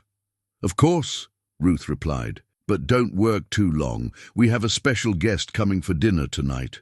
Anna's eyes brightened with curiosity. "Who?" Levi set down his own tools and knelt beside his granddaughter, his expression serious but warm. "Do you remember Agent Brennan, the lady who helped rescue you? The one with the kind eyes who gave me the blanket?" "That's right. She's coming to visit because she has news about some of the other children who were at that place with you. Some of them are going home to their families, just like you came home to me." The network's destruction had indeed been complete. Over 300 arrests had been made across 6 states, with evidence pointing to the trafficking of more than 1,000 children over the past 4 decades. Many of those children were now adults who had no memory of their origins, but others, like the dozen who had been held at the Ohio compound, were being reunited with families who had never stopped searching. Agent Brennan had become a regular visitor to Peaceful Valley, her professional relationship with Levi having evolved into something approaching friendship. She understood the unique challenges Anna faced as a trafficking survivor, but more importantly, she helped Levi navigate the complex legal and emotional landscape of raising a child who had experienced such trauma. "Will she tell us about the other children?" Anna asked. "She will if you'd like to hear, but Anna, some of the stories might be sad. Some children are still looking for their families, and some families are still looking for their children." Anna nodded with the solemn understanding of someone who had learned that the world contained both great evil and great love, often intertwined in ways that defied simple explanation. "I want to hear. Maybe I can help somehow." As evening approached, the community gathered in the traditional manner for their monthly shared meal. The long tables set up in the Kaufman's pasture groaned under the weight of dishes prepared by dozens of families, each contributing their specialties to the communal feast. Children ran between the tables in the fading light, their laughter a testament to the resilience of innocence, even in the face of revealed darkness. Anna had integrated seamlessly into this community life, her natural gregariousness and quick wit making her popular among children and adults alike. But it was her relationship with the elderly members of the settlement that particularly warmed Levi's heart. She spent hours listening to their stories, asking questions about family history and traditional crafts, with the intensity of someone trying to absorb a lifetime of heritage in a few short months. As Agent Brennan's car pulled into the farmyard, Anna ran to greet her with the enthusiasm she reserved for trusted friends. The agent's news was indeed hopeful. 2 more children from the Ohio compound had been successfully reunited with their birth families, and several adult survivors had come forward with information that was helping authorities locate other victims. "There's something else," Agent Brennan said as they gathered around Ruth's kitchen table after dinner. "We've received approval to establish a foundation in your father's name, the Samuel Stoltzfus Foundation for Missing Children. It will provide resources for families searching for stolen children and support for survivors who are trying to rebuild their lives." Anna looked up from the wooden horse she had been carving during their conversation, her young face serious with concentration. "Papa would like that," she said simply. "He always said that helping others was the best way to honor the people we love." As the evening wound down and Agent Brennan prepared to leave, Levi found himself standing in his workshop doorway once again, watching the sun set over the peaceful valley that had been forever changed by the events of the past year. But this time, he wasn't alone in his contemplation. Anna stood beside him, her small hand tucked securely in his, both of them watching Ruth tend to her evening chores with the contentment of people who had found their place in the world. "Grandpa," Anna said quietly, "do you think Papa knows we're together now? Do you think he's happy?" Levi squeezed her hand gently, his heart full of the kind of peace he had thought lost forever. "I think your Papa knows, sweetheart. And I think he's very proud of the brave, strong, wonderful girl you've become." The rocking chair Anna had been building sat finished on the workbench behind them, its smooth curves and careful joints a testament to both her inherited skill and her grandfather's patient teaching. Tomorrow, they would sand it smooth and apply the first coat of finish, beginning the process that would transform raw wood into an heirloom that might last for generations. But tonight, as stars appeared in the darkening sky above Peaceful Valley, Levi Stoltzfus was content to stand with his granddaughter and marvel at the mysterious ways that love could survive even the deepest darkness, emerging stronger and more precious for having been tested by loss. The circle was complete, the harvest was home, and the future stretched ahead like a well-planned piece of furniture, strong, beautiful, and built to last.